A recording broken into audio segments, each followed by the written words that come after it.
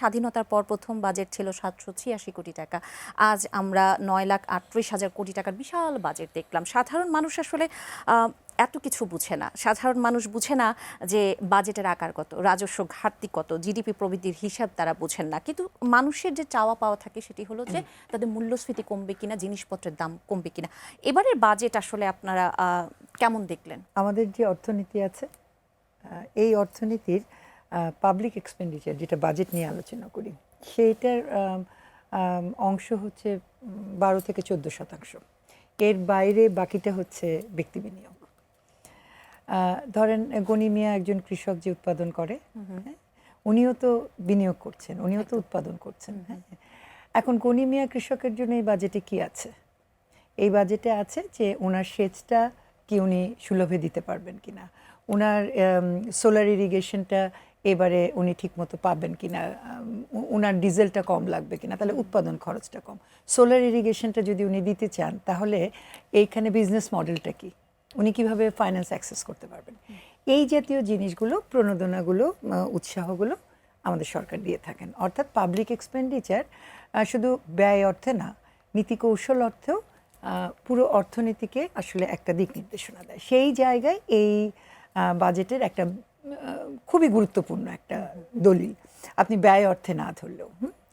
এখন বাজেটকে কেমন দেখছি, আমার সহ আলোচক ইতিমধ্যে খুবই সুন্দরভাবে বলেছেন যে বড় একটা ঘাটতির বাজেট। আপনি যদি আমাকে জিজ্ঞেস করেন যে এই 6,95,000 কোটি টাকা আয় করা সম্ভব কিনা, আমি বলবো যে 18 কোটি মানুষ, আপনি যদি তাদেরকে আয় সক্ষম করে তুলতে পারতেন, তাহলে এটা সম্ভব।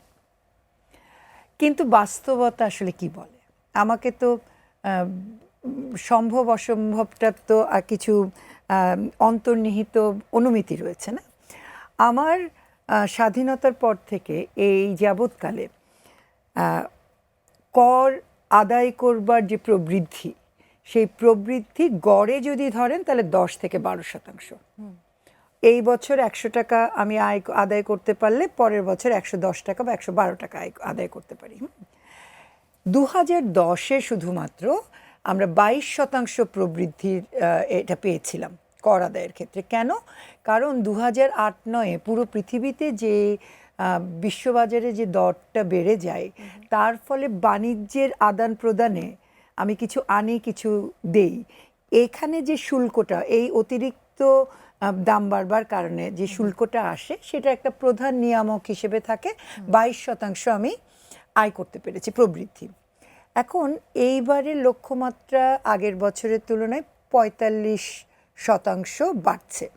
এইটার একটা কিছু নির্দেশনা ওনারা দিয়েছেন, যেমন ব্যাংকের, এটা তো আগেও ছিল যে আপনার টিআইএন অ্যাসেসমেন্ট জমা দিতে হতো, ব্যাংক সার্টিফিকেট ব্যাংক খোলার জন্য আপনার টিআইএন দিতে হতো। একদম বাধ্যতামূলক করা হলো। আগেও বাধ্যতামূলক ছিল, আগেও বাধ্যতামূলক ছিল। কিন্তু অনেক সময় এগুলো হয় কি, আপনার পুরো সিস্টেমটাকে একটা ইন্টিগ্রেটেড কমপ্লেক্স সিস্টেমের মধ্যে আনাটা, ডিজিটাইজেশন, এটা খুব গুরুত্বপূর্ণ আর কি। ফলে আপনার এখন ট্রানজ্যাকশন, আপনার অনেকগুলো সেবা খাত একীভূত হচ্ছে বলে আশা করা যাচ্ছে। ফলে কর জালটা বিস্তৃত হবে।